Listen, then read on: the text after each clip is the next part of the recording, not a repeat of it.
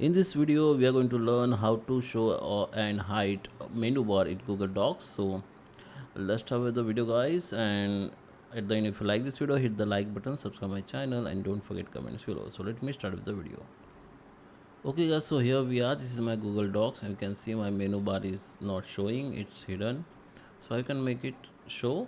So there is the one shortcut key which is Control Shift plus F. You can see Control Shift plus F, the menu card will be visible. If you want to hide again, just enter again Control Shift plus F. Okay, there is a one more option that you can make hide or show the menu bar in Google Docs. So here you can see this down arrow, just click on this, the menu bar will be visible. If you want to hide again, you just need to click again on it, so it will be hide. So I hope you like this video. Please subscribe. Thank you for watching.